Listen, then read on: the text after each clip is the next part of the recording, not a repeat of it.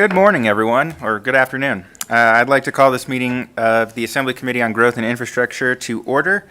Welcome to our first meeting of the 82nd Legislative Session. Madam Secretary, will you please call the roll? Yes. Assemblywoman Brown May. Here. Assemblyman Carter. Present. Assemblywoman Dickman. Here. Assemblywoman Gallant. Here. Assemblyman Gore. Here. Assemblywoman Kasama. Here. Assemblywoman Marzola. Here. Assemblywoman Miller. Here. Assemblyman Miller. Here. Assemblywoman Peters. Here. Assemblywoman Summers Armstrong. Here. Chair Watt. And I am here. Thank you. We have all members present. We have a quorum. First of all, it's nice to have everyone in the room, including so many people joining us in the audience, some of whom I haven't seen in person for quite some time. So welcome, everyone. On our agenda today, we have introductions, the adoption of our committee policies, and presentations from LCB staff, the National Conference of State Legislatures, the Office of the Governor, and the Governor's Office of Energy. Before we start, I'd like to make some housekeeping announcements. Our committee is scheduled to meet at 1:30 p.m. on Tuesdays and Thursdays, and it's my intention to start our meetings promptly and on time. If you wish to testify, please sign in at the table by the door and provide a business card to the committee secretary if you have one. Our agenda items may be taken in a different order than listed. Items may be combined for consideration, removed, or discussion may be delayed at any time. If that happens, I will communicate it as we are going through the meeting. In addition, I would like to note that committee exhibits must be submitted electronically as a PDF to our committee manager, Connie Barlow, via email. The email is available on our committee's page no later than 1:30 the day prior to the meeting. Also, to avoid any copyright issues and to facilitate the public posting of those materials, please refrain from using pictures and submit text only. Anyone who wishes to receive copies of committee exhibits should go to the Nevada Legislature's website, where you can also sign up for personalized legislative tracking.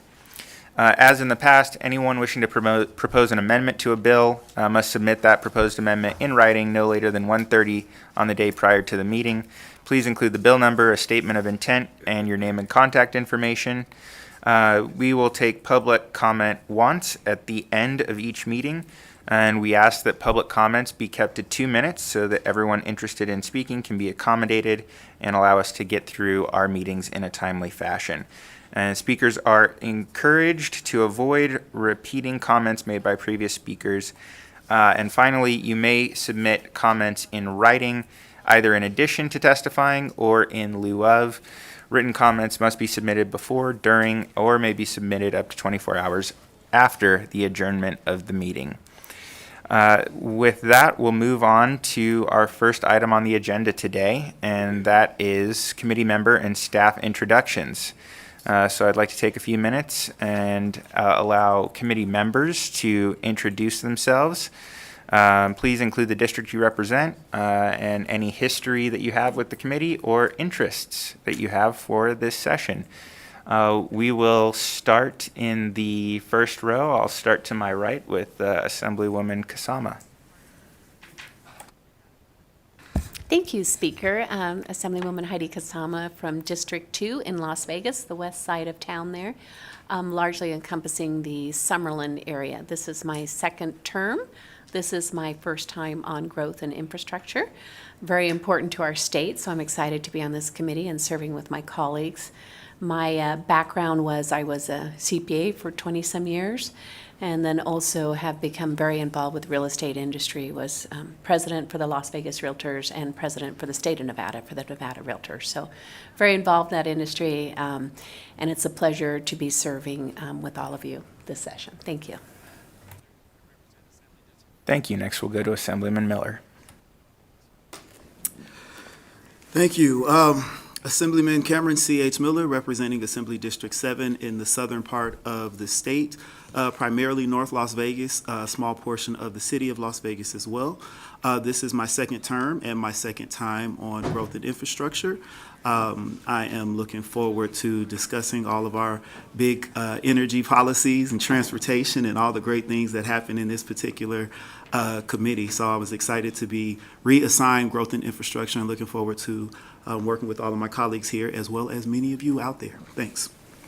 Thank you, Assemblywoman Marzola. Thank you, Chair. Assemblywoman Elaine Marzola, representing Assembly District 21, which is Henderson, Green Valley area. This is my second term serving. This is my first time in growth and infrastructure, so I'm really excited to be here. I'm excited to learn from all my colleagues, from the chair. This is a very important committee. It affects a lot of parts in our state, and so I'm very excited to be here. Thank you. Thank you, Assemblyman Carter. I'm Assemblyman Max Carter from District 12, the east side of Las Vegas, the base of Sunrise Mountain, wrapping around, taking in the north section of Henderson, Lake of Las Vegas, and Calico Ridge. I'm a third-generation Nevadan, and I've been involved. I'm a retired electrician that was involved for the past 15 years on the development of renewable energy in the southern part of the state. Thank you, Assemblyman Gurr. Thank you, Mr. Chairman. I'd like to borrow Max's voice if you'd lend it to me today.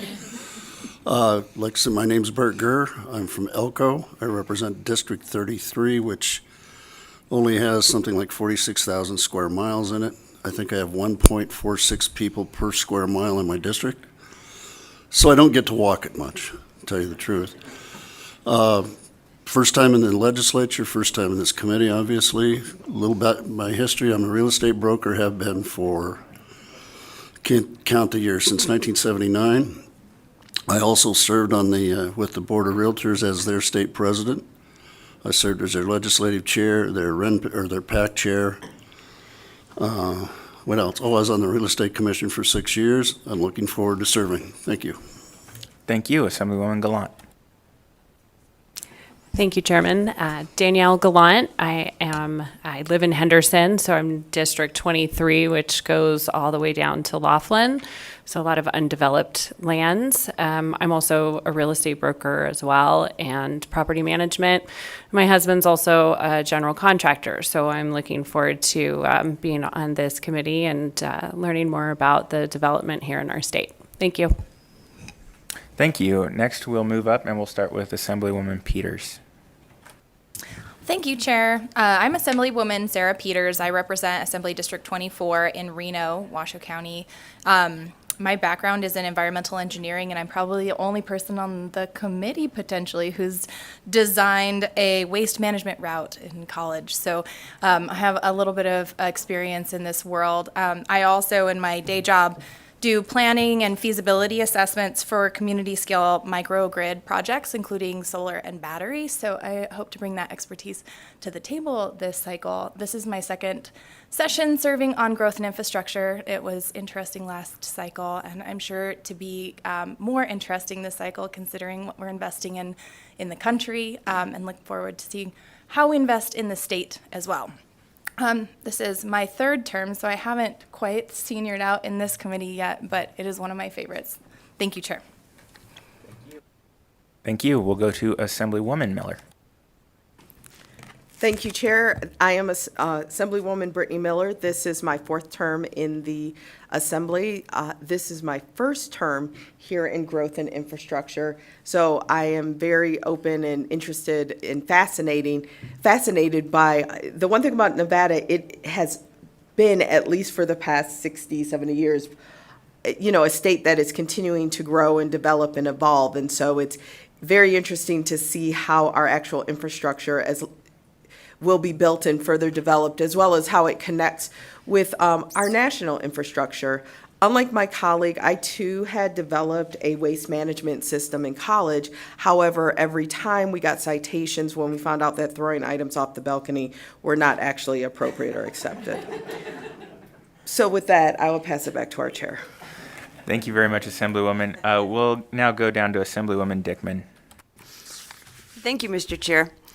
Jill Dickman, I represent District 31, which is parts of Sparks, a little bit of Reno, and now I've been moved up more into Spanish Springs. Small business owner. This is my third term in the Assembly, although I had 2 terms off involuntarily. And I have not served on this committee as growth and infrastructure, but in 2015, I was the vice chair when it was called transportation. And so I'm excited to be back and look forward to working with all of you. Thank you. Welcome back. We'll move on to Assemblywoman Summers Armstrong.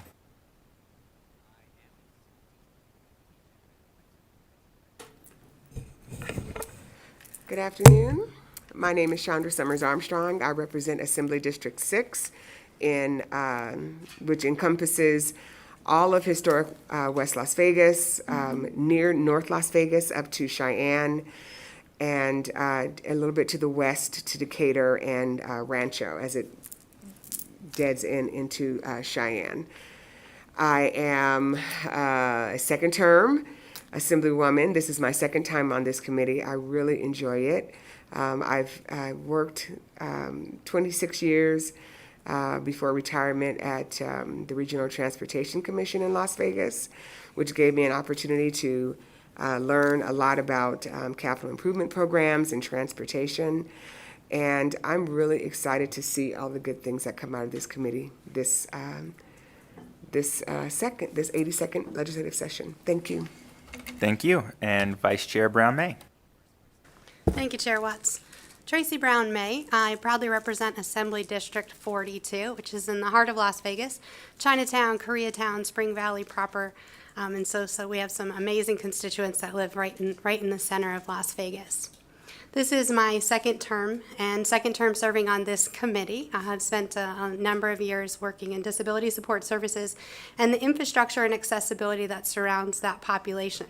I'm really interested in the transportation pieces and how we all can access our communities. So I'm excited to serve as a vice chair on this committee and look forward to all of the things we'll consider.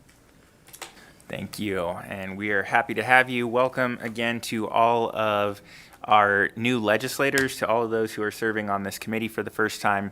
I am Howard Watts. I represent Assembly District 15 in the heart of Clark County. This is my third term in the legislature, my third term serving on the Growth and Infrastructure Committee. Last session, I had the honor of serving as the vice chair to this committee, and now am serving as chair after chairing Natural Resources in the past session. I am extremely excited to be working with you all. Prior to my time in the legislature, I worked as an advocate on issues related to clean energy, sustainability, and am excited to continue some of that work in this committee as well. In terms of my intent for running meetings, I plan to make sure that we keep them efficient and accessible to all.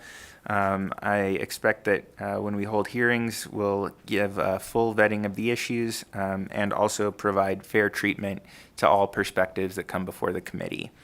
And that's an expectation that I will hold everyone to, both members of the public, stakeholders on issues, as well as committee members.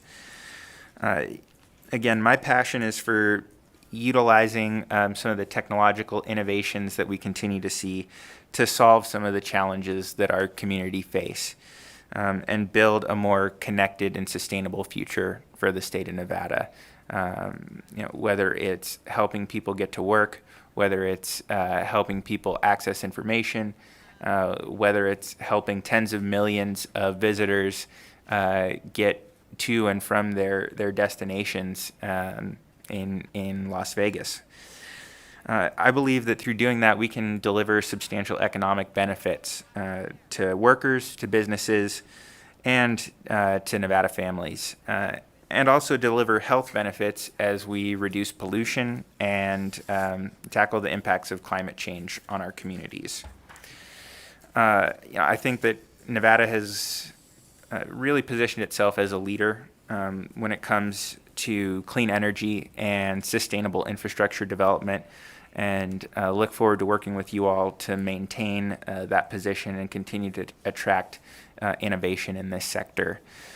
And particularly, I think we have quite an opportunity, especially among those of you who also serve on the Ways and Means Committee, to position ourselves to make the most of recent federal legislation, including the Bipartisan Infrastructure Law and the Inflation Reduction Act, which we're going to hear quite a bit about very soon, to really turbocharge some of these efforts and make a generational investment that builds a brighter future for everyone. So with all of that said, now that you've got to know our members, I want to introduce our committee staff. I'm going to briefly read their bios. First, we have our committee manager, Connie Barlow.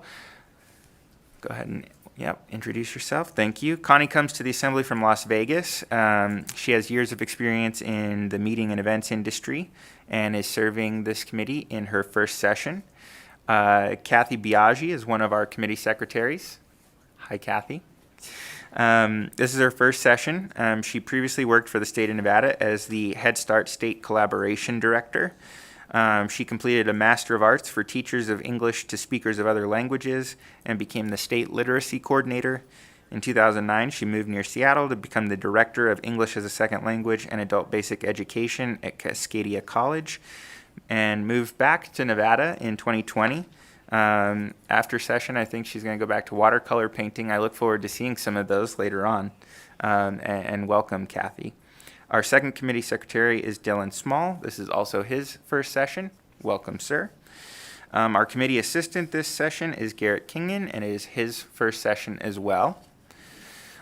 Dawson Frost serves as my personal attaché, and you'll definitely see him if you come by the office. This is Dawson's second session at the Nevada Legislature. He served as a UNR intern with me last session during the 2021 session. Jan Stinisbeck is our committee policy analyst from the research division of the LCB. This is his fifth session and his second time staffing this committee, although it was named transportation the last time he served. And we had the honor of working together when I chaired the Natural Resources Committee last session. Jessica Dummer is our committee counsel from the legal division of LCB. This is her fourth session and her third time staffing this committee. Just so everyone's aware, she's staffing several other committees this session and is currently assisting in drafting all of our bills. So if any legal questions come up today, we will be sure to forward them to her and get those answered. Lastly, Janet Coons is our research policy assistant from the research division of the LCB, and she will be providing some additional background support to the committee. I just want to take a moment to say thank you to all of our committee staff for all that you do. It wouldn't be possible for us to have such productive meetings and accomplish the people's business without all of the support you provide day in and day out, and we appreciate it. With that, let's get moving into some of our action items.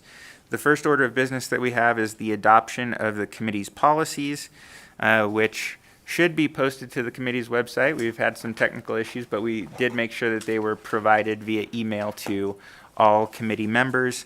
The policies are fairly standard. I think all of you have been to another committee this morning that evaluated some committee policies. So they serve to complement our assembly standing rules and the joint standing rules, and lay out some ground rules for participation in the committee.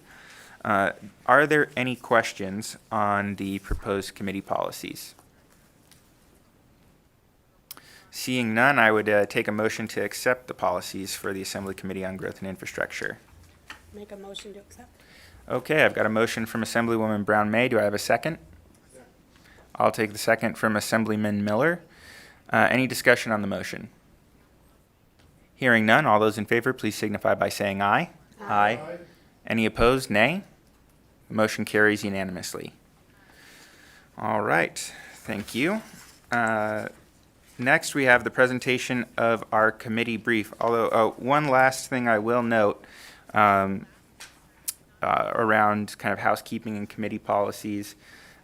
We are going to try to reduce the paper generated in this committee, so we'll make sure to provide agendas for everyone. I encourage folks to go grab exhibits from Nellis, and if you would like to print those out, I would ask you to have your legislative attaché print those out for you to bring them here, so we can keep the paper generated down a little bit. So with that, we'll move on to our next item, which is the presentation of our committee brief. Our policy analyst, Mr. Stinisbeck, will present the brief. Mr. Stinisbeck, you can proceed whenever you're ready.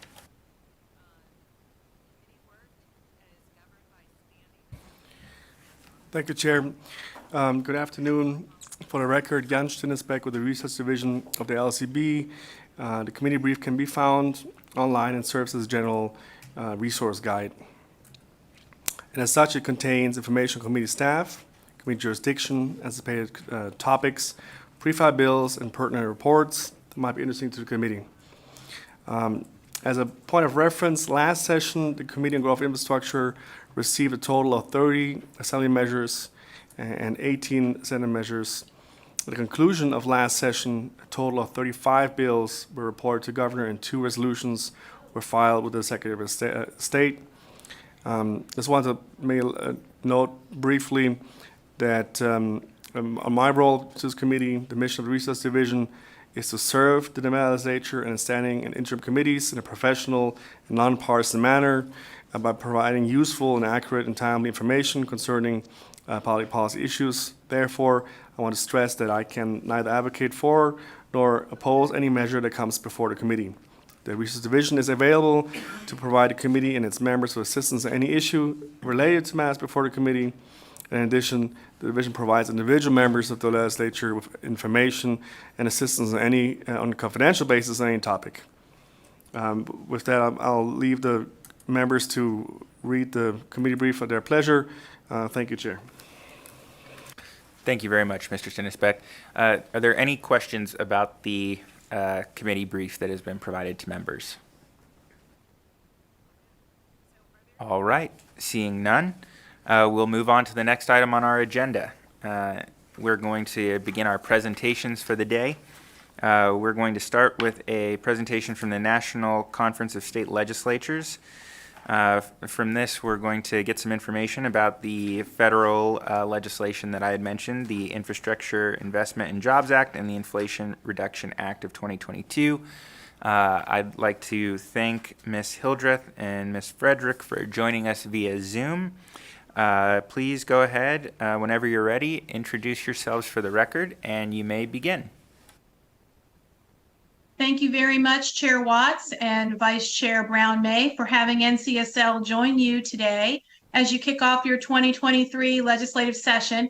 My name is Susan Frederick, and I am the Senior Federal Affairs Counsel for NCSL, and I also staff our Law, Criminal Justice, and Public Safety Committee, as well as our Cybersecurity Task Force. I'm joined by my colleague, Kristen Hildreth, who is our Senior Legislative Director for our Natural Resources and Infrastructure Committee. And we're incredibly pleased to be here before you today to share an overview and an update of investments headed to Nevada as part of the IIJA, or the Infrastructure Investment and Jobs Act. So first, want to point out these are the core areas. This is a massive package, and there's 6 areas of core investments that we're going to be talking to you about. There's a total of $1.2 trillion investments in the nation's infrastructure, and while the package included $650 billion in transportation reauthorization, it also included an estimated $550 billion in new infrastructure investment and spending over the next 5 years. Today, we're going to provide an update on these core areas as outlined within the Infrastructure Investment and Jobs Act. It now being over a year since the bill's enactment, states are hard at work completing the necessary tasks and appropriating the necessary matching dollars. A very important component, appropriating the matching dollars to ensure that they can access the federal funds as they roll out. So, funding update for Nevada. According to the federal funds for information for states, the allocation estimates for Nevada total $4.25 billion, of which most of this funding, over 75%, must be matched by non-federal resources. Nevada's DOT will be responsible for a significant portion of the anticipated funding. And with that, I'm going to turn things over to Kristen to tell you more in detail about these programs.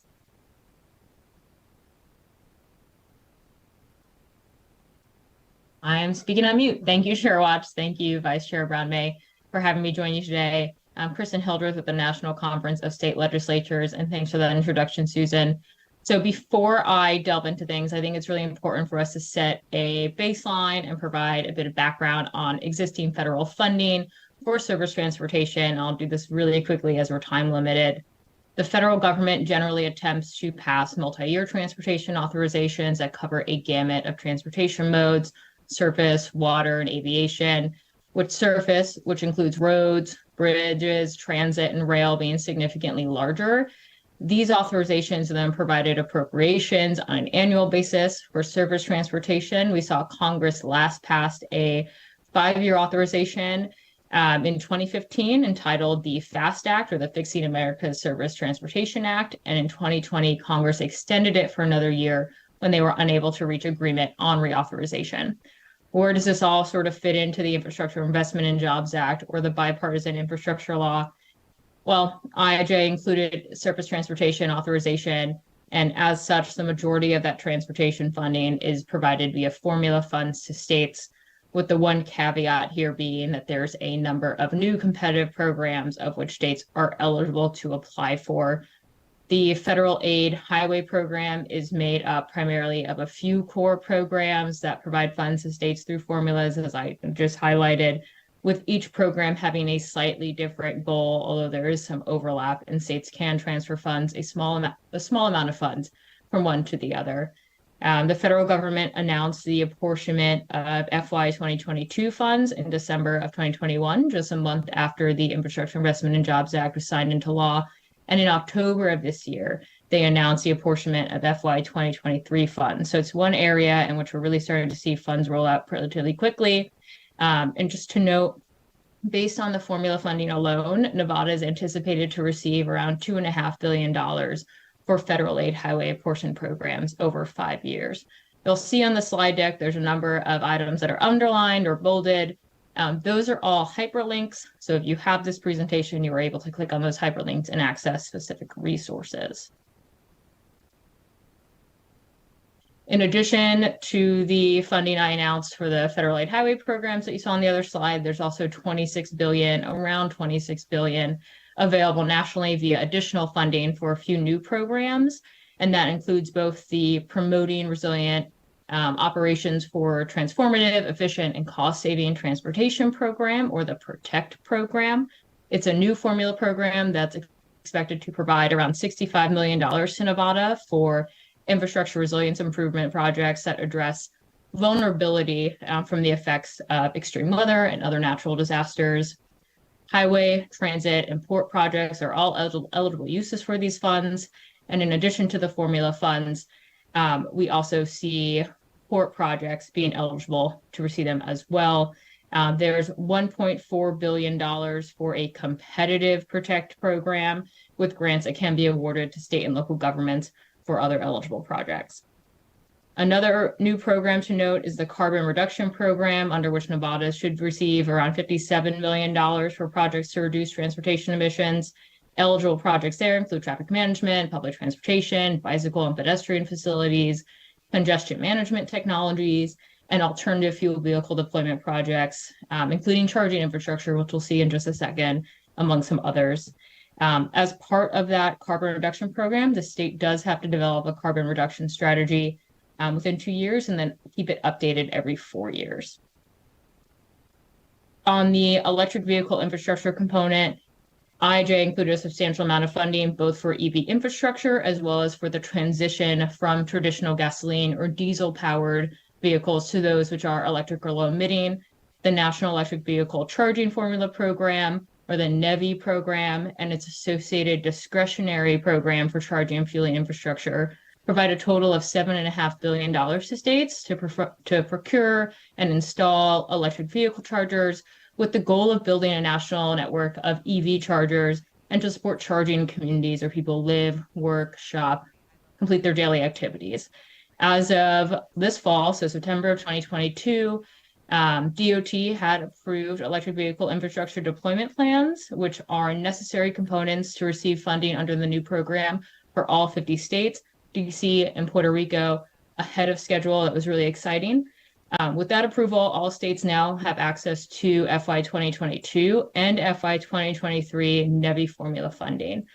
Nevada, in particular, is estimated to receive around $38 million under the program over those 5 years. And then another item to mention really quickly, EPA's Clean School Bus Rebate Program to support the transition to electric buses. I say rebate program because it is just that. It is competitive. Folks had to apply for it. Nevada's Clark County School District was among the first to be awarded funding via the rebate program, receiving a maximum of $9.8 million to support 25 electric school buses and install necessary charging infrastructure. That's really significant as EPA received around 2,000 applications for the first round of funding, totaling $4 billion. The first round of funding was only open for $1 billion. So it's pretty significant there. Really exciting to see that Clark County did receive that maximum amount. For public transit, the primary point I want to leave you all with is that the scale of the investment that we saw within the Infrastructure Investment and Jobs Act was one of the largest ever. 40 of the $90 billion for public transit was all new funding. It's also really important to note here that a lot of the federal funding for transit operates on a federal to local structure rather than a federal to state structure. In addition to that, the IIJA does contain significant amount of funding for competitive transit grant programs, including capital investment grants for fixed guideway investment, including corridor-based bus and rapid transit, and bus facilities grants, which is unavailable in addition to some of these state formula funding for the same purpose. According to the White House, based on the formula funding alone, Nevada would expect to receive around $450 million over 5 years under the IIJA to improve public transportation options across the state. This funding here shows the totals for Nevada formula funds. It's via the federal funds information for states database, just to give you a better idea of how much funding the state is anticipated to see or is eligible to receive over the next 5 years. According to the American Road and Transportation Builders Association, Nevada leveraged around $500 million in federal highway and bridge formula funds in fiscal year 2022 to help jumpstart over 110 new improvement projects in communities across the state during the first year of IIJA. So it's a significant number of projects that were undertaken, significant amount of funding that was already put into the infrastructure. Moving on to energy programs, IIJA authorized billions of dollars in funding opportunities across a wide variety of areas, including energy-related infrastructure. The Department of Energy is going to stand up 60 new programs as a result of the IIJA, including 16 demonstration and 32 deployment projects, and expands funding for a number of existing research, development, demonstration, and deployment programs. Funding opportunities authorized under the IIJA are really broad. They include grid modernization, new electric transmission, energy system resiliency and reliability updates, electric vehicle charging infrastructure, carbon capture and carbon utilization projects, renewable energy technologies, and other innovative energy initiatives. There's a significant amount of research included for research and development and supply chain funding. Most of that's included via competitive grants for which states must apply. We don't have time to go into all of them today, but I'll quickly highlight we see a significant amount of funding to support the nuclear industry, and that includes both the preservation of the operation of nuclear plants facing the prospect of early closure, demonstration for new advanced reactors, and then exploring the ability of nuclear energy to produce hydrogen for other energy applications, funds to support regional clean hydrogen hubs, which demonstrate production, processing, delivery, and storage, and end use of hydrogen, of which I believe Nevada's Governor's Office of Energy recently joined in on a regional bid to receive one of those grants via DOE for that clean hydrogen hub in an effort led by the Southwest Clean Hydrogen Innovation Network. Additionally, there are billions of dollars into a new program called the Preventing Outages and Enhancing the Resilience of the Electric Grid Formula Program. Of that $2.3 billion available nationally, Nevada should receive around $26 million for projects aimed at improving the resilience of the electric grid against disruptive events. Projects could include utility pole upkeep, undergrounding of power lines, and other improvements to make the grid more resilient. There's also $3.5 billion nationally for the Weatherization Assistance Program, of which Nevada will receive around $21 million. The program itself provides low-income residents technical and financial assistance to help reduce their energy bills and make them more efficient. This is over double the amount of funding that Nevada has received since 2015, so a pretty significant jump there.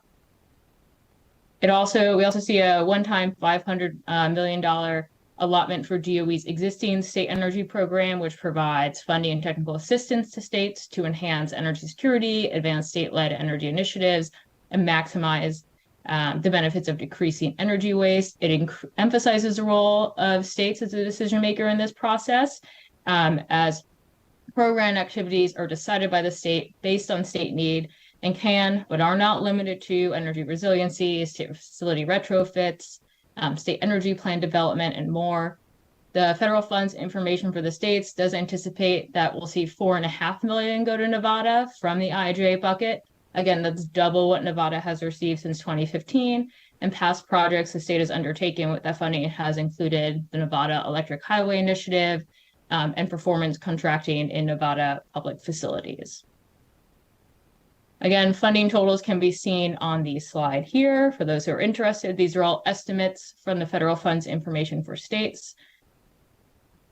And now I'll turn things over to my colleague to discuss the broadband funding.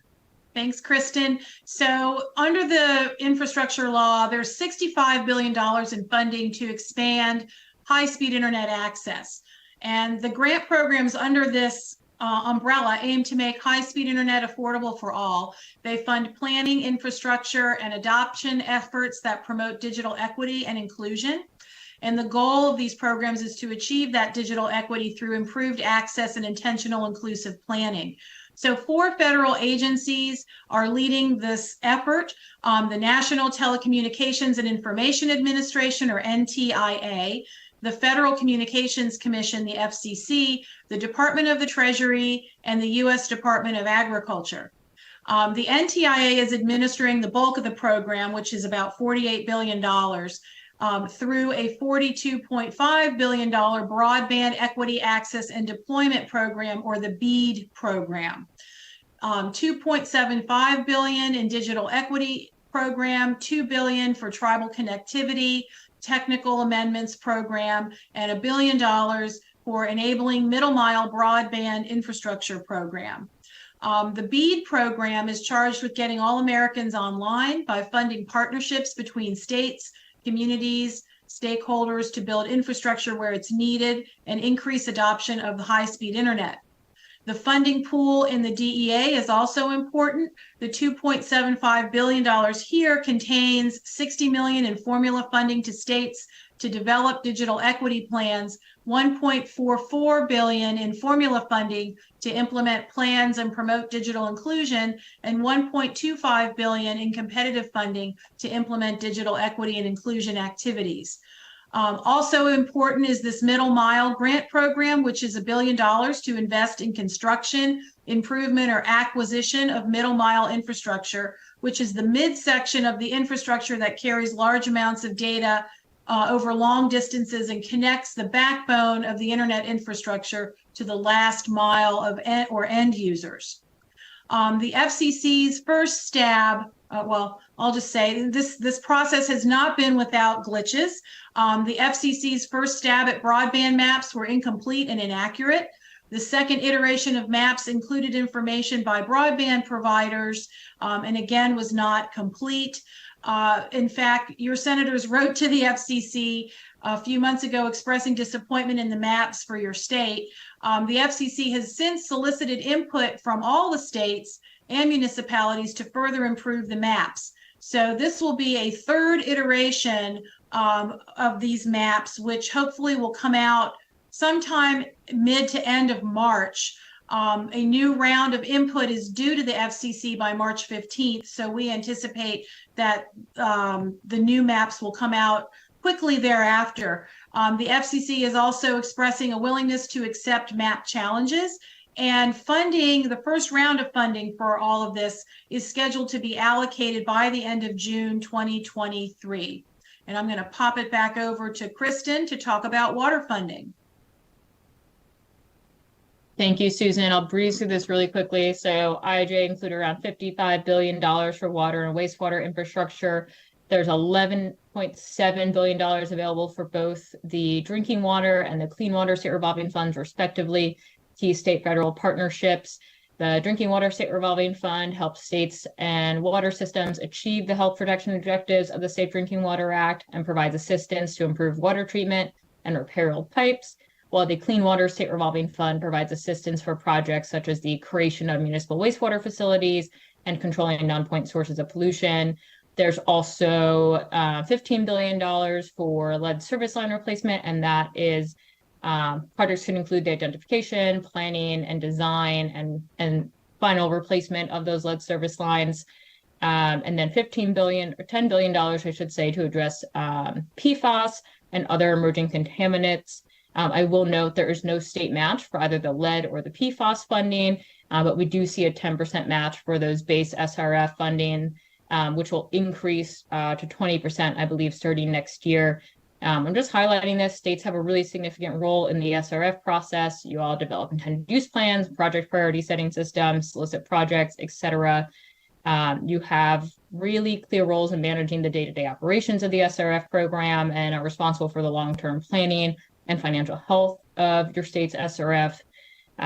We see some states are looking at combining lead service line replacement with other road, broadband, or resiliency projects. So I just wanted to highlight it here.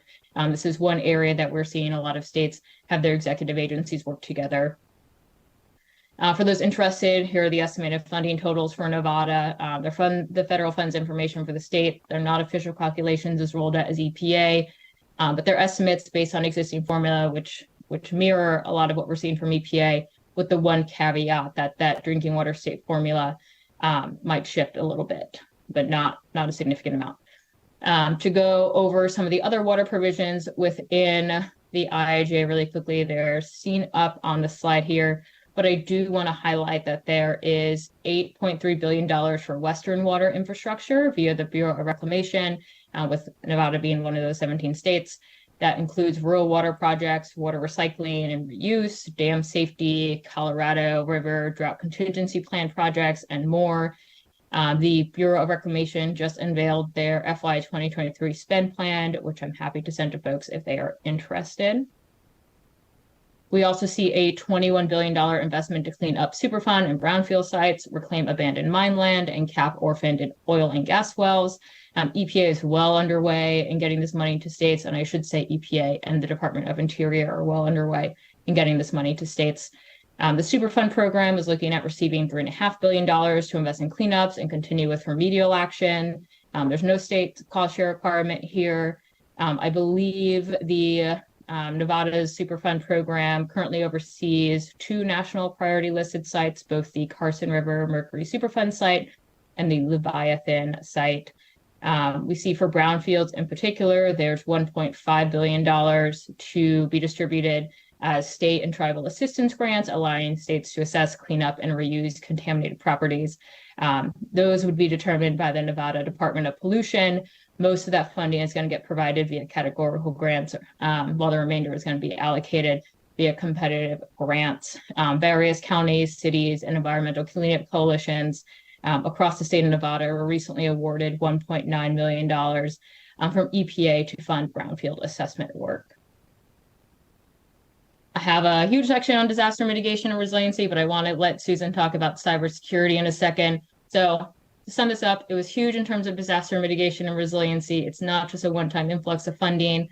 The majority of the programs listed are split over 5 years, with states having various lengths of time to fully utilize the funding in the best possible ways to fit their unique needs of their communities. As no two disasters are the same, we know that no two mitigation measures are the same either. We saw FEMA's flood mitigation assistance program funding triple. The Building Resilience, Resilient Infrastructure and Communities program was funded at $1 billion.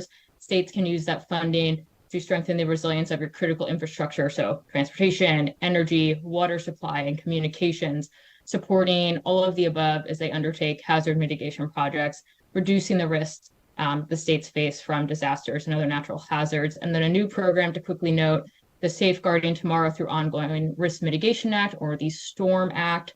It provides state and local governments with the ability to create resilience revolving loan funds for infrastructure projects that could protect against catastrophic events, including wildfires, earthquakes, flooding, etc. It's modeled very similarly to the revolving loan funds I talked about in the water space earlier. If you have any other questions, I'm happy to get you answers. And with that, I will turn things back over to Susan. Thanks, Kristen. So I want to speak briefly about this brand new grant, first of its kind. It is the State and Local Cybersecurity Grant Program, and it contains a $1 billion appropriation over the next 4 years. As you can see on the slide, 80% will go to locals, tribes, and territories, and there needs to be a state cybersecurity plan submitted. What many states have done is they've collaborated with the localities within their state to come up with a unified plan to make the best use of those federal dollars. DHS will be the subject matter expert, the Department of Homeland Security, so they're going to evaluate the cybersecurity plan. And FEMA will provide the grant administration component of this program and the oversight, which means that CISA, which is the cybersecurity agency within the Department of Homeland Security, will approve all of the state final cybersecurity plans and individual projects. So as I mentioned, $1 billion over 4 years. There is a 10% match in year 1, which can be a hard match, which would be cash, or a third-party in-kind or soft match. States must agree to make available non-federal funds to carry out the award in an amount not less than 10% of the total project cost, and the federal share cannot exceed 90% of the total budget as submitted in the application and approved in the award. Federal funds cannot be matched with other federal funds for this particular program, and the state administering agency will be the entity that applies for the grant, so it'll be your executive branch counterpart. Localities will receive subawards through the state. One thing I want to note on the prohibited uses is that you cannot use any of these federal dollars for ransomware attack payments. That is expressly prohibited in the law. And then for Nevada's share, you will see that year 1 has already been appropriated to you all. You can move to the next slide, Kristen. Thank you. The total appropriated amount is $183.5 million right now for FY 2022. 1% base funding level for states, and then that's based on your population and taking into account any rural areas within your state. Nevada's share is $2.487959 million. Additional information can be found on CISA's website, and you've got the link there in your slide, so you can click on that or you can ask me, your choice. And then moving along, possible next steps for state legislatures with respect to IIJA implementation. Absolutely review all federal guidance for new and existing programs to make sure that you understand, what you need to be doing. Developing legislative priorities is also really important. The state agencies need to be able to carry that out. Consider agency hearings and associated oversight. Legislative approval for funds and matching funds, can't stress that one enough. Where there is a requirement for a state matching fund, make sure you can, whether or not you can use existing federal funds, or if the state has to come up with its own match, which, as I mentioned in the cybersecurity sphere, that is required. And then use NCSL resources. We have so much online, and we have subject matter expert staff that have been tracking and dealing with the federal components of this new law for many months now, a year, over a year. And so we really would love for you all to call on us as you need to understand it or to get information on these programs. And then finally, to wrap up, suggestions for engagement and collaboration. Utilize your infrastructure coordinator to ensure that the state's priorities are represented across the board. Interagency collaboration is really important as well. Ensure that you're working together. Some of this funding is cross-agency funding, or it may be used for projects that could be conducted simultaneously. So ensure that there is that collaboration going on. Interstate collaboration, is there an area in which Nevada could be working with its neighboring states to ensure regional success? And with that, that concludes our testimony. Here's our contact information. Well, you've got our contact information, but we're happy to answer any questions you all may have. Thank you so much for your time. Thank you so much for the presentation. We appreciate all the effort that goes into distilling a large, complicated piece of federal legislation with many different pots of dollars into an overview for our committee members. And while we'll probably not look at water issues much or at all in this committee, or some of the cybersecurity, energy, transportation, resiliency are all some of the issues that I think this, and broadband, are all going to be issues that come before us at some point this session. So with that, I'll open it up to our members if they have any questions for our presenter. We'll start with Assemblywoman Peters. Thank you, Chair. I have a clarifying question based on what one of the presenters said. We saw that there's a total of, this is in my notes, so maybe this is inaccurate, but $4.25 billion potential dollars coming into the state. And someone said over 75% must be matched by non-federal resources. Did you mean 75% of the grant programs that are being offered that are included in that $4.25 billion, or did you mean that 75% of that $4.25 billion must be matched? Thank you for that question. So this information is from the Federal Funds Institute for the States, and I'll go back and I'll double check it and make sure that they're calculating. Sorry to interrupt you, but please be sure to state your name. Please be sure to state your name for the record before you proceed. Thank you. Kristen Hildreth. So the information coming in on the 75% is from the Federal Funds Information for the States, and they have a huge spreadsheet database that they tabulate and break down by what requires a matching fund. And that calculation indicated 75%, but let me go back to them and just confirm that their database is accurate and it is calculating and pulling correctly, and make sure we have that correct for you. I would appreciate that. It helps us understand what we're looking at budget-wise for as these grant dollars come into the state. But to be fair, there are some of these programs that require 100% match from partners, so maybe it's just a misunderstanding on how those match dollars would be applied to the state. Thank you, Chair. Thank you. Other questions from the committee? All right. Seeing none, thank you again both very much for the presentation. We appreciate it. We'll move on to the next item on our agenda. I believe we have a presentation from the governor's office and our new infrastructure coordinator, something that was mentioned right towards the end of the last presentation. So quite the transition. Welcome, sir. Whenever you're ready, you can state your name for the record and proceed.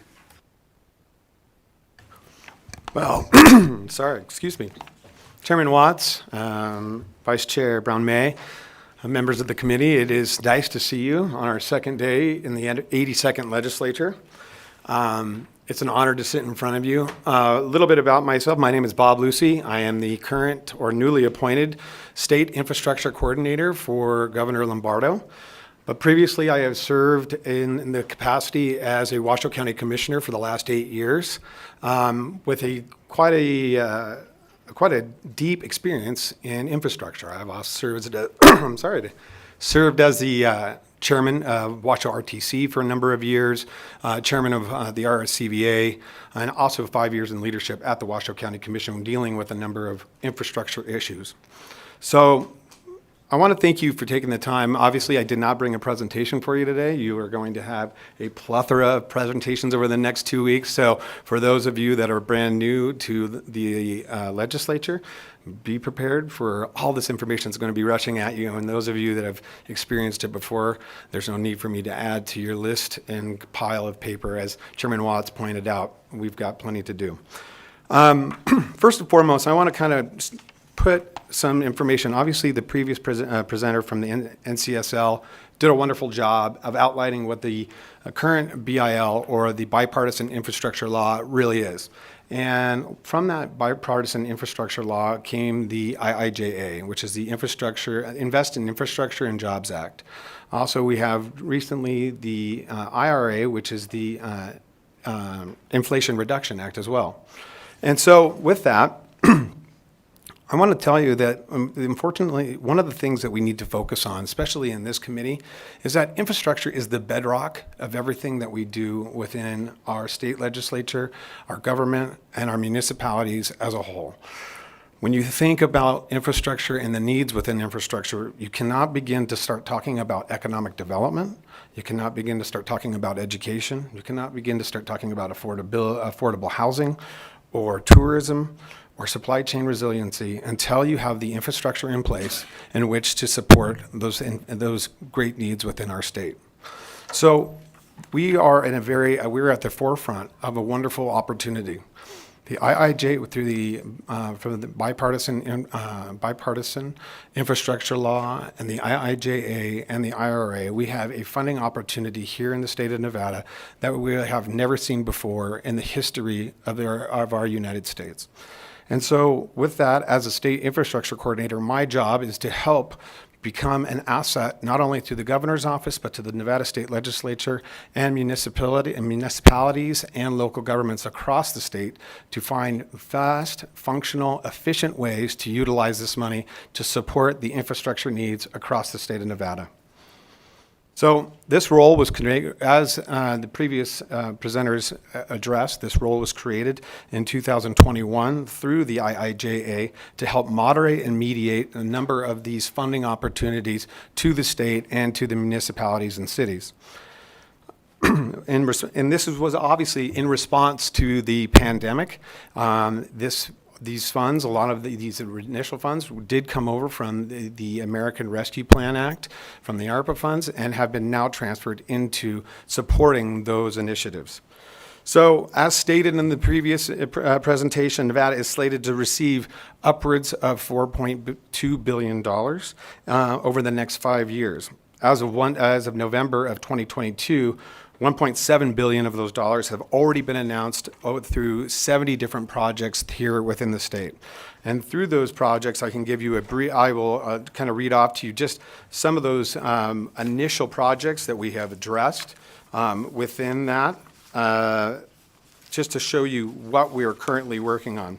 For example, some of those highlights that we're working on: the Harry Reid International Airport. The Department of Transportation awarded $44 million to the Harry Reid International Airport in flexible funding to improve the airport through tower improvements, a number of different improvements for their tarmac and different needs through new regulations.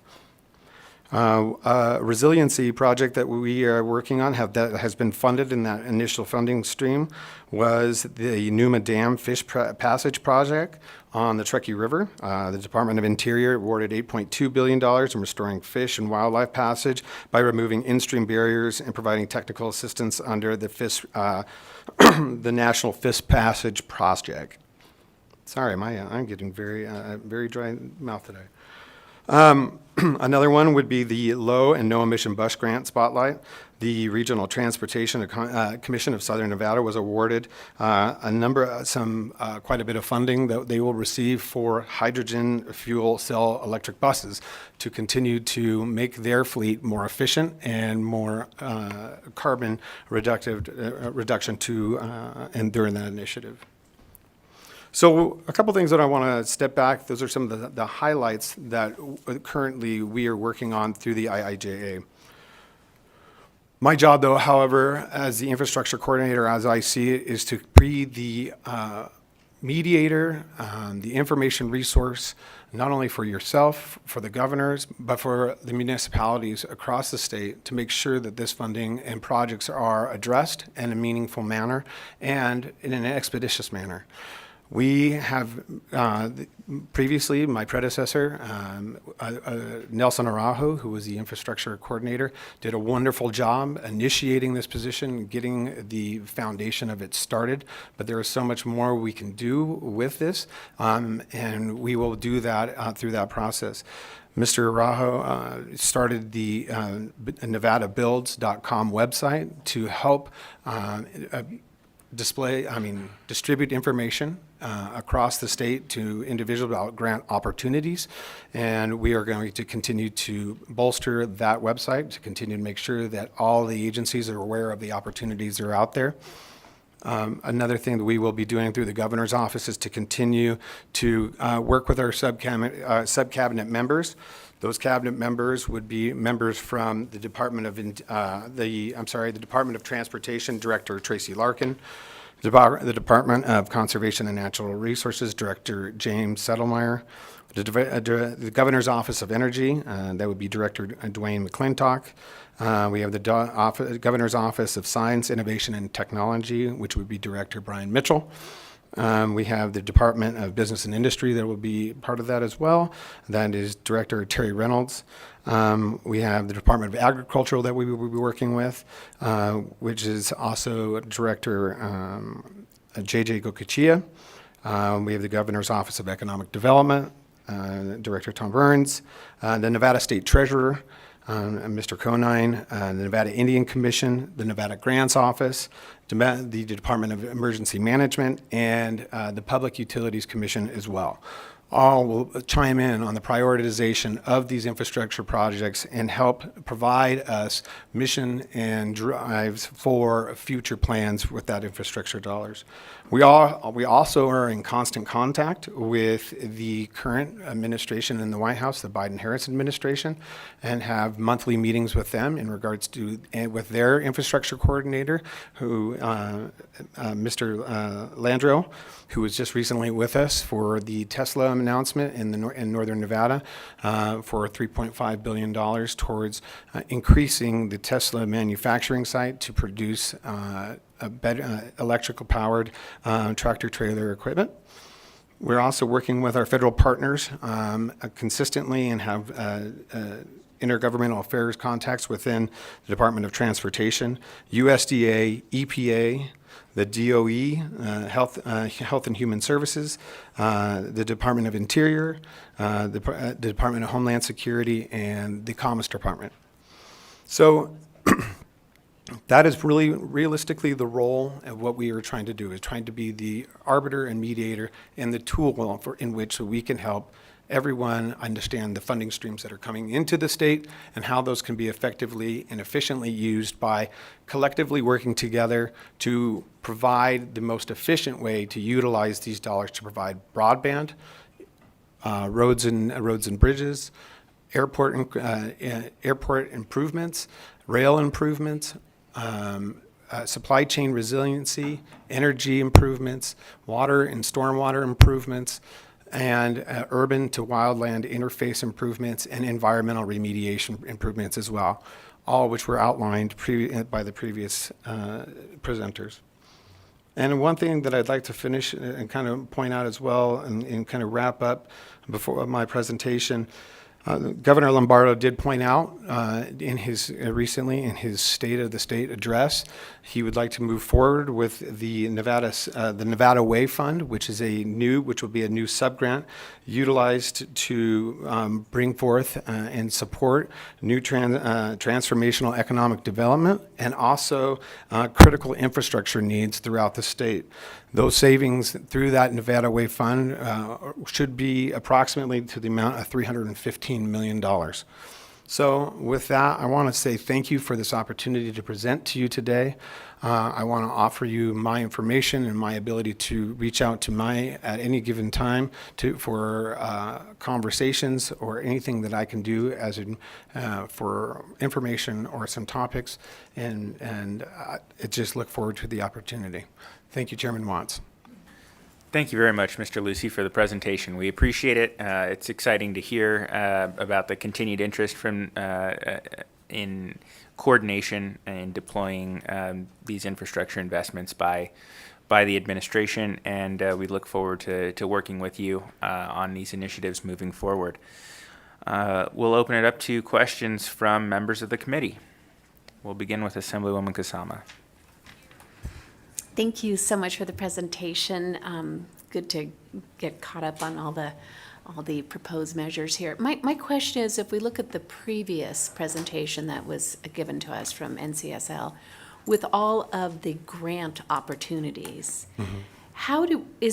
does that come through the Governor's Office of Energy, or is it split up between different agencies for the state to track all those different grants, to apply for them, to maximize the federal dollars that we get into our state? I'm just kind of looking for the umbrella of who and how is that all being coordinated to get that? And perhaps it's split up with agencies. I'm just curious. Through the chair to Assemblywoman Kasama, Bob Lucy for the record.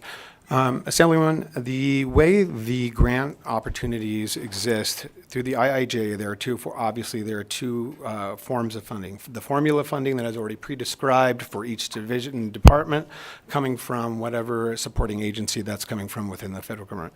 For the grant opportunities, usually the grant opportunities are going to be applied for by each individual agency, and that information will be supplied through the grants office and identified in that. Right now, we do not have a systematic way to identify who all would be applying for those grants.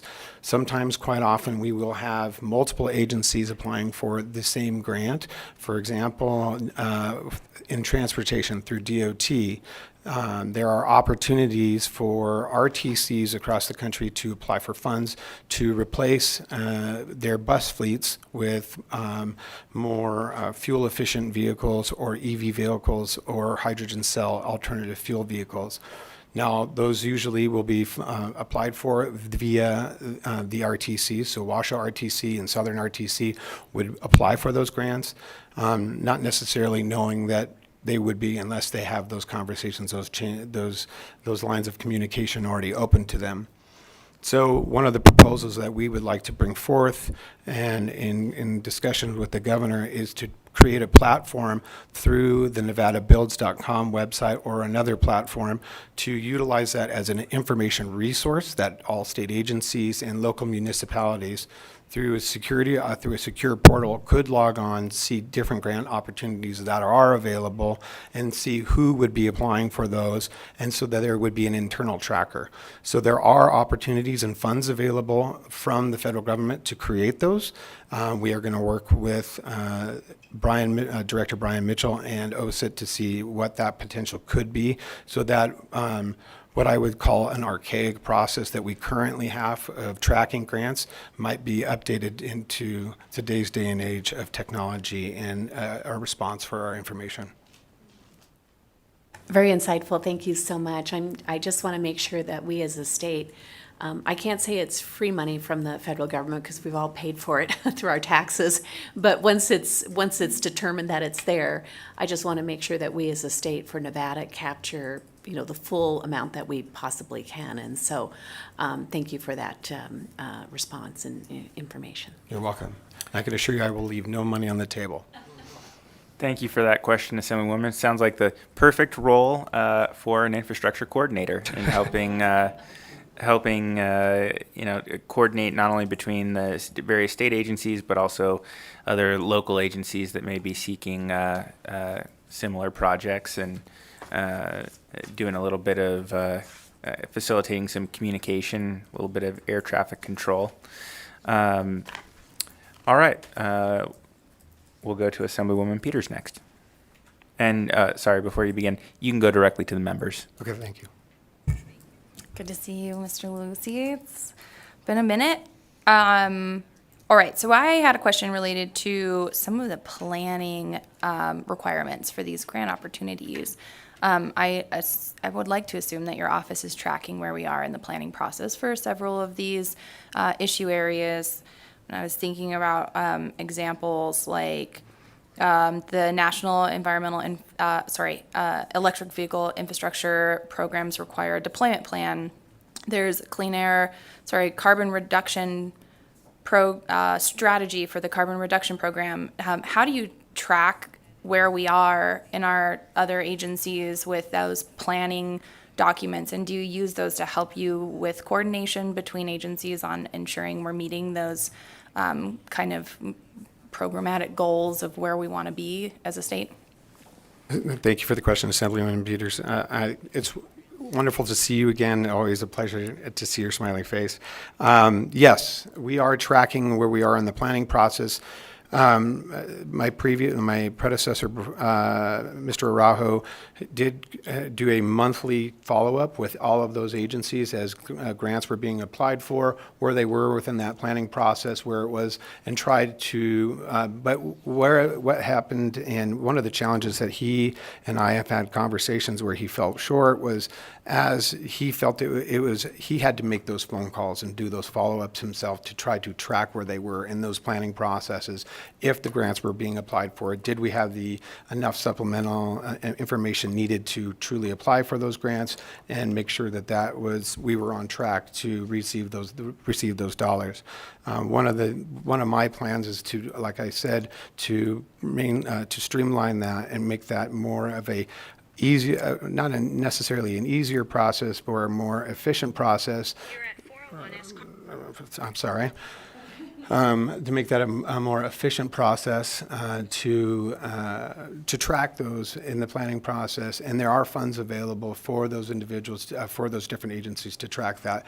And as if we were to build those back ends, which are being utilized in other states across the country, to track those dollars.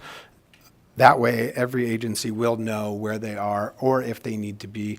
Very similar to a program that I was working on with the judicial system in Washoe County in regards to making sure that there is a cohesion of information, because that is really truly at the basis of what I feel my role is to be the intermediary and the communicator between all of these agencies to make sure everybody is streamlined within the process, because very often we expend money inefficiently when we don't communicate and work in a siloed environment.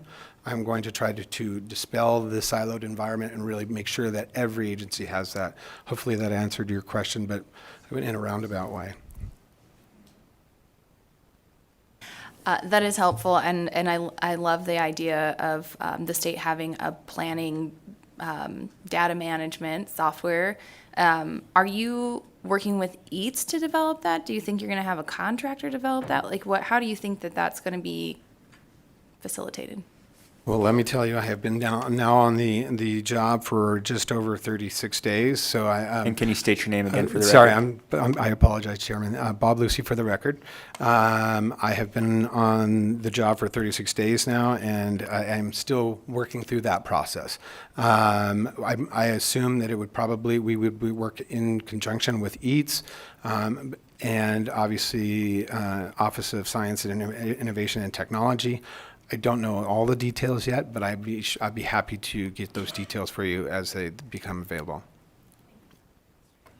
Thank you. Other questions for members? Vice Chair? Thank you, Chair. Thank you for that great presentation. I just have a follow-up question from my colleague. I'm curious to know if you've been able to utilize any of additional expertise relative to the governor's Grants Office that we stood up during the last session of the legislature. It was one of the initiatives to bring a coordinated effort into the state for us to be able to access some of those federal dollars. And I'm curious to know if there's been any developments there that could potentially help with the drawdown of some of these federal dollars. Madam Vice Chair, Bob Lucy for the record, I have not personally been able to, or have not had any interactions with the grant office at this point. They are on my list to have that discussion, but I have not worked with them yet. But it is part of my plan to sit down and have that discussion. Thank you. Any additional questions from our members? All right, I have a couple, and it does sound like you have quite a bit on your plate, Mr. Lucy. One question, or going back to communication and collaboration briefly. One set of entities that we didn't mention in terms of governmental entities is tribal governments. So I was just wondering if you could speak to, I know you mentioned that you're working with that the Indian Commission is part of that sub-cabinet. That's great. I was wondering if you could speak to the engagement and collaboration with tribal governments, which I know are eligible for some programs that are broad, but there are also some programs that were specifically designated for tribal governments, and how you're engaging to help them utilize these programs as well. Thank you, Chairman Watts. Bob Lucy for the record. You're absolutely right, and I feel remiss that I forgot to mention the tribal governments and the tribal communities. Very, very much, and we have 28 different tribes here within the state of Nevada that are very important to who we are and our heritage as a state. And as you pointed out, Chairman Watts, they do have very specific grants that they have access to. Myself and Tim Robb, who is the Director of Strategic Initiatives within the Governor's Office, are working to help identify those needs. We have set aside an IIJA tool tracker specifically for the tribal governments, even though that they can apply as an entity very similarly to any city or municipality or county for any of these grants. They have their specific set that have been identified through the federal government, through the Bureau of Indian Affairs, and through the Department of Treasury. So we will be working with them. There are some opportunities. I know that recently the Pyramid Lake Paiute tribe did apply for a broadband program to support their tribe within the Pyramid Lake region. So we are going to try to work jointly, like I said, with not only the state agencies and the counties, but the local municipalities and also the local agencies, and the tribes being included in those to maximize every federal dollar and leave no dollar on the table and make sure that we can utilize this, because I don't see any Nevadan as other than that, just a Nevadan. If you live in our state, we are going to do everything within our power to provide you the infrastructure needs for your growth and safety and benefit. Wonderful. Thank you very much for that. Let me add a little bit more to the mix. How about private entities? Some of these may involve collaboration with public utilities, broadband service providers, and other entities. So how does that factor into some of the communications and coordination? Chairman Watts, Bob Lucy for the record. Each one of these, as we talked about the formulaic funding versus the grant funding, there are, I would roughly say, approximately over 1,000 different grants currently that can be applied for. Some of those are solely for funding for planning. That'll go directly to the agencies. To Assemblywoman Peters' previous question for the previous presenters about matching. Some are 100%. Some are non-matching. Some are matching but can be utilized by state dollars. There are a number of different funding opportunities, and especially I'll utilize broadband for a second. Broadband realizing that we will be putting together a statewide plan, and I believe Director Mitchell will be presenting to you later in the month to provide what the idea for the statewide plan would be. But we have to realize we have to utilize the contractors, state workers, and workforce and private companies to build a lot of this infrastructure. So that coordination is absolutely paramount to have with the private agencies. We will be receiving the funding, but working with the private agencies is essential to make sure that we maximize those relationships. So that is just another portion of the duties that I will be looking over within my position. Thank you for that. And again, I know it sounds like you have quite a task ahead of you, and you could probably use quite a bit of support. And agencies are also going to need to dedicate resources to developing some of these plans, pursuing grants and other things. So we look forward to continuing to remain in conversation about making sure that we do have the capacity to successfully chase and secure every dollar we possibly can. Based on all of that, and I know that you're a bit new to this position, but what are some of the things that you've noticed as challenges so far?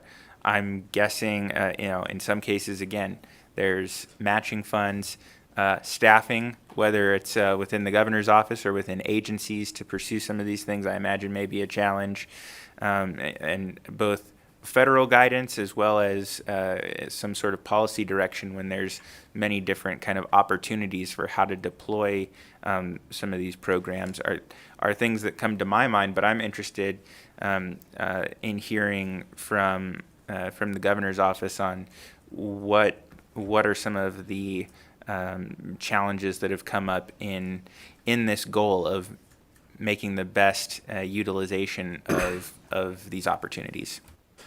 So Chairman Watts, I want to say thank you once again for letting me present to you. And to answer your question, you are looking at the State of Nevada Infrastructure Coordinator and his office in a whole. I am a team of one. I work with the governor and his staff, but from an infrastructure standpoint, I'm your guy. So I am doing what I can to make sure that we move the agenda forward as efficiently. But some of what I will tell you, some of the biggest challenges that I see in my newest, in my short duration in this role, is that Nevada is the third most urbanized state behind the state of California and the state of New York. And due to our size, we have 15 very rural counties that are challenged due to their geographic nature. We are one of the largest geographic states, but we're not like Texas. We're not like Alaska in some sense.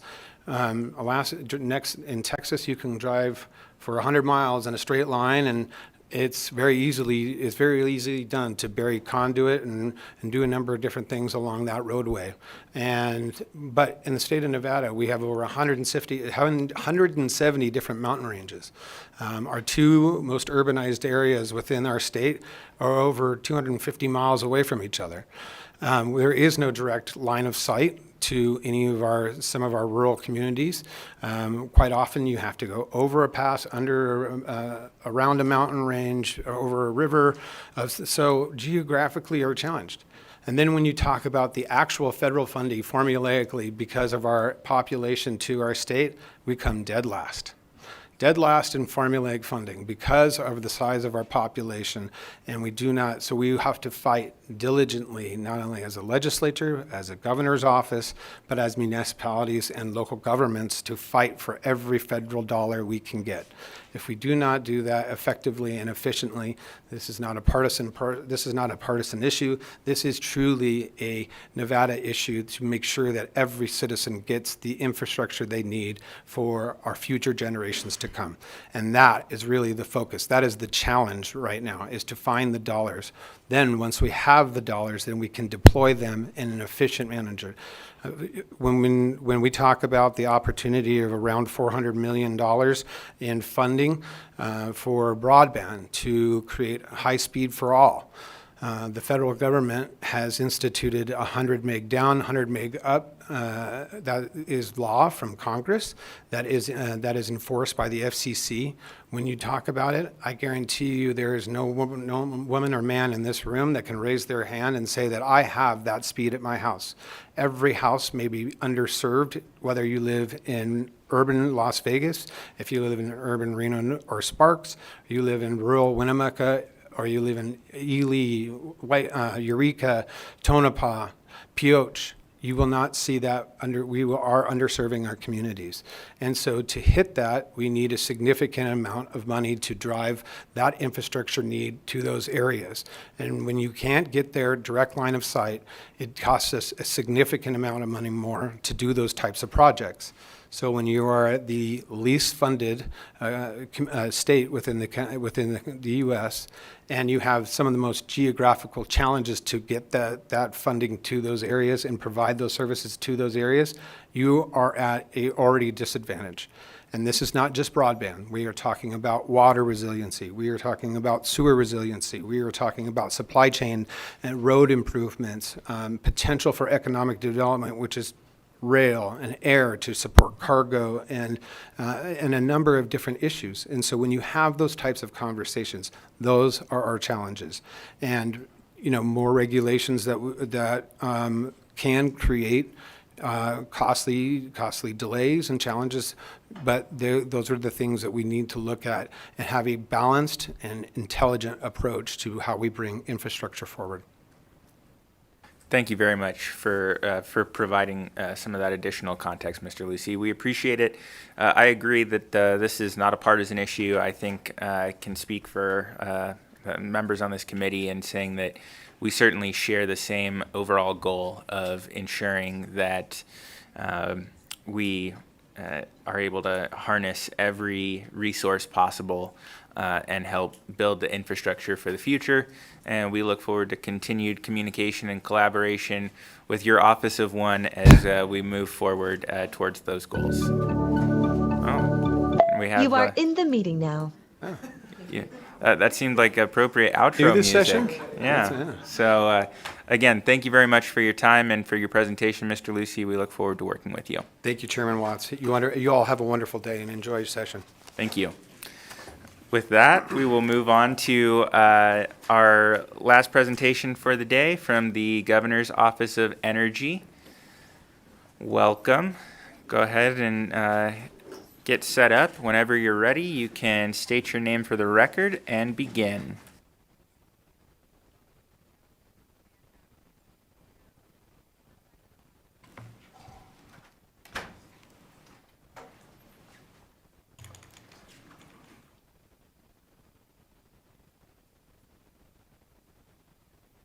Thank you for your time today. My name is Denise Froelich. I am the Deputy Director for the Governor's Office of Energy, and I'm joined today by our Energy Program Managers, Robin Yoakum and Laura Wickham. We are very pleased to present today a review of the agency's areas of focus and recent activities. To start, our mission is to ensure the wise development of Nevada's energy resources in harmony with local economic needs, and to position Nevada to lead the nation in renewable energy production, energy conservation, exportation of energy, and transportation electrification. Our authority can be found under NRS 701 and 701A, which directs the office to manage energy-related programs, facilitate cooperation between stakeholders, advise the governor on energy policy, and collaborate with local, regional, and federal partners to ensure a reliable and sustainable energy system. The agency's focus is primarily in these 5 main areas, which are energy efficiency, renewable energy, energy assurance, transportation electrification, and transmission and markets. Throughout this presentation, we'll look more closely at these programs and recent activities in each of these areas. So for our first bucket, GOE oversees a number of energy efficiency programs. For example, we have the HEROES program, which helps low-income Nevada seniors reduce energy costs by improving the energy efficiency, comfort, and safety of their homes. Then there are the International Energy Conservation Codes, which pursuant to NRS 702.220, GOE adopts every 3 years. We most recently adopted the IECC in July 2021, and we're next scheduled to adopt in 2024. Moving on to the Performance Contracting Audit Assistance Program. Performance contracting can be used by a government entity to accelerate cost savings and energy conservation measures. Our office provides technical assistance and funding for the financial grade audit that identifies guaranteed cost and energy savings for the project.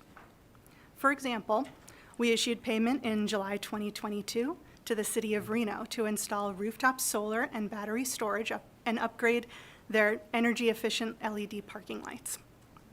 These upgrades are expected to reduce the city's electricity consumption by more than 200,000 kilowatt hours annually and reduce annual electrical spending by nearly $100,000. We also engage in the area of appliance standards, an example of which is in support of AB 383 from last session, which required new standards for energy efficiency on certain appliances sold in Nevada. In 2022, we held a workshop and a hearing to adopt regulations under this new statute. The agency also oversees several renewable energy programs, including, notably, the Renewable Energy Tax Abatements Program and the Lower Income Solar Energy Program. The RETA program awards partial sales and use tax and partial property tax abatements to eligible renewable energy facilities.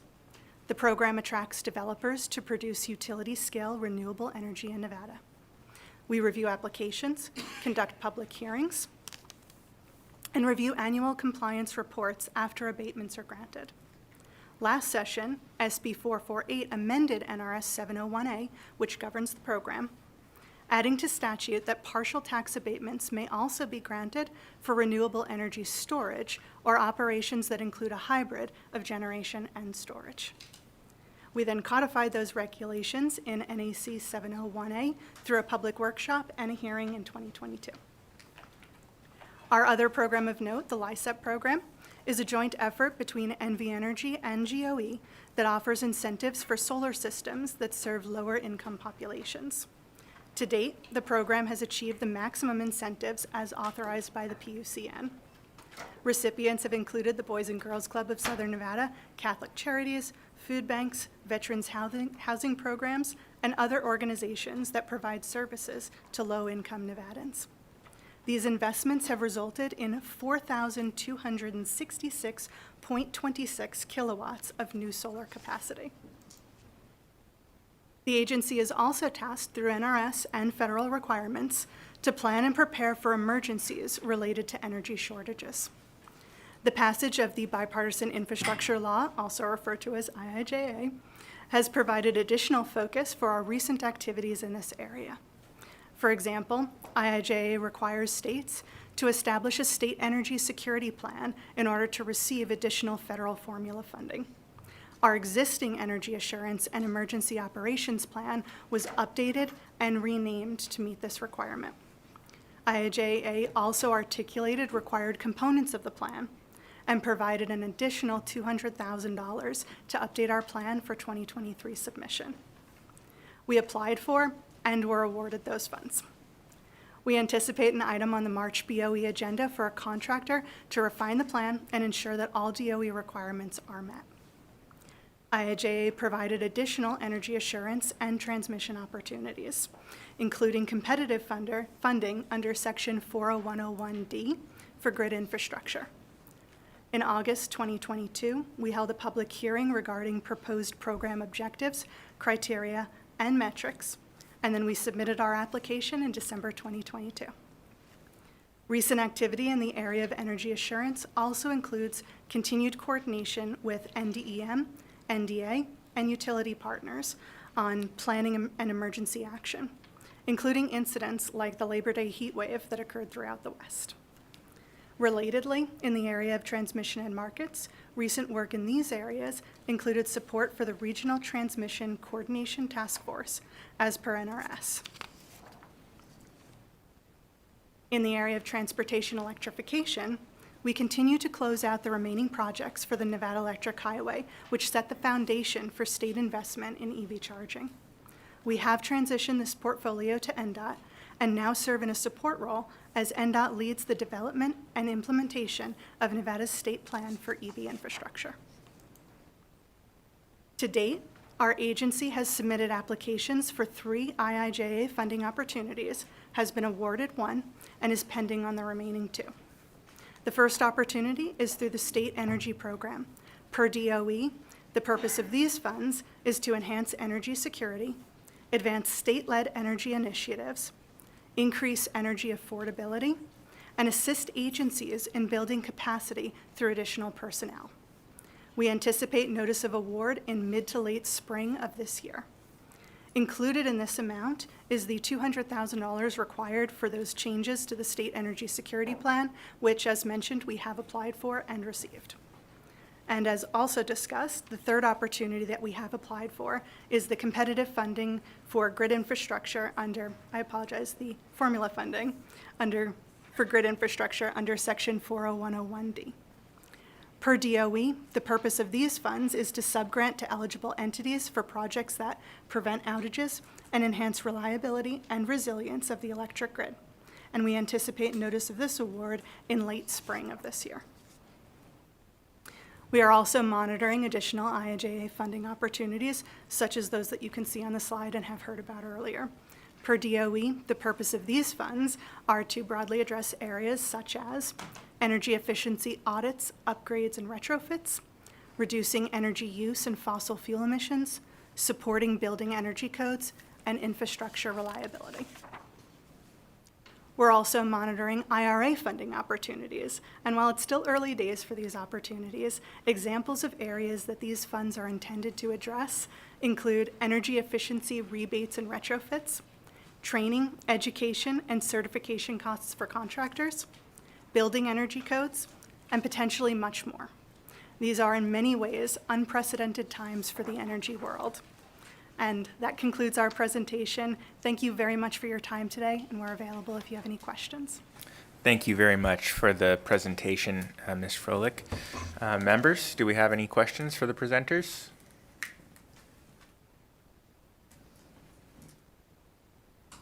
Assemblywoman Peters. You can count on me for anything. It'll be a question in this committee. Thank you, Chair. I know that we're without a director for a moment, but I did want to touch base with y'all on community microgrid planning. We know that it's one of the best ways to create resiliency in a climate change scenario, especially for our more rural communities. Can you talk a little bit about what your office is doing to implement a more strategic plan for community microgrid build out? Thank you for the question. Denise Froelich for the record. Yes, as far as future plans, we cannot comment at this time, but we will be able to provide more clarity once our director begins. For some activities that we have been engaging in, I'm going to ask first our program manager, Robin Yoakum, and then Laura Wickham to provide a little bit of information about some activities we have been engaging in. Thank you.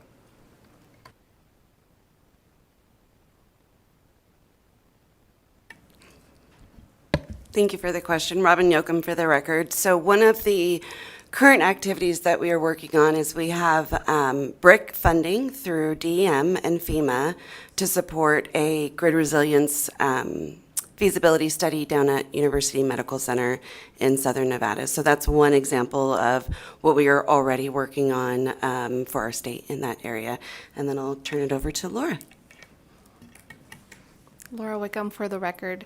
As we mentioned, we have been working on a lot of the funding that's coming through IIJA, one of which was 40101D, and we're holding public hearings to which we're inviting stakeholders, nonprofits, and underrepresented groups to come and help us come up with plans that will ultimately be benefiting those groups in those areas. And microgrids actually came up several times during our discussions for 40101D. So as we start to plot that out, and once we have the money, it'll be easier for us to know what we can do with that money.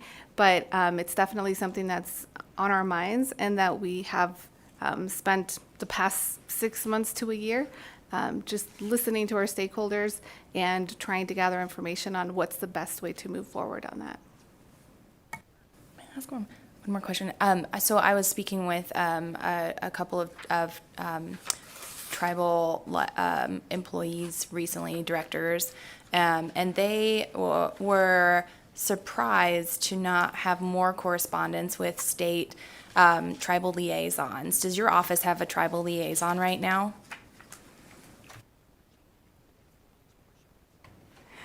Thank you for the question. Denise Froelich for the record. We do not currently have a tribal liaison. We actually did submit a fiscal note about that just recently. We do coordinate and work with Director Montooth frequently, including on the 40101D opportunity. All right, thank you. Yes, I'll just say there is a bill related to that. Any other questions from members? Okay, I do have one. I appreciate the presentation, excellent overview of what you're doing and some of the opportunities on the horizon. I do see in the IRA funding available, there's, I'll just round it, almost $100 million between two of these programs, which I think, and those are Nevada allocations, so those seem like pretty significant opportunities there. And at the risk of turning this into a Ways and Means meeting, can you just speak a little bit to, particularly, are there matching requirements, and just give us a little bit of additional context on kind of what's involved with the HOMES program and the other one that doesn't have as good of an acronym? Thank you for the question, Chair. Robin Yoakum for the record. So you're talking about the two rebate programs, and you're right, it is almost $100 million for our agency via formula funds. At this time, there is no match requirement because they are rebates. We do not have a ton of guidance from DOE on how to actually implement the program. They are in the process of going through an open request for information. So stakeholders that are interested in submitting thoughts on how the program can be run at the federal level, that process is open now. And then our office will follow a similar process when we've received more guidance to obtain that stakeholder input. But there is no match at this time. Wonderful. Thank you for that additional information. I'm also really excited about the potential around contractor training and engagement. That is critical as so many new, innovative, efficient, affordable technologies are coming on the market, making sure that we're helping folks learn about what's out there, have whatever additional training or qualifications that they need to be able to install those, and they are really at the front lines of then advising consumers on what opportunities also exist through potential rebates, tax credits, and other programs. So we look forward to working with the director once he starts and your agency in taking advantage of these opportunities. So thank you again for your presentation. Director Froelich, Deputy Director Froelich, and your team. And we look forward to seeing you and working with you through the rest of the session. All right. That brings us to the last item on our agenda today, which is public comment. Again, we'll be limiting public comment to 2 minutes.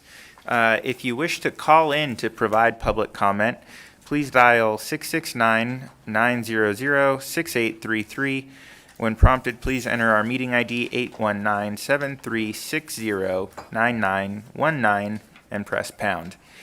BPS staff will indicate to you when it's your turn to speak. Please remember to clearly state and spell your name prior to your comments and limit your comments to 2 minutes. With that, we will first open it up to anyone wishing to provide public comment here in Carson City.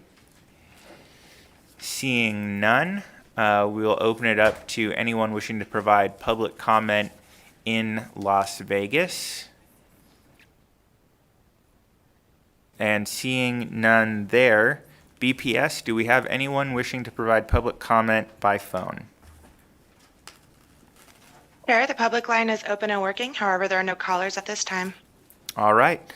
Thank you very much, members, for joining us today. Our next meeting will be on Thursday, February 9th at 1:30 p.m. This meeting is adjourned.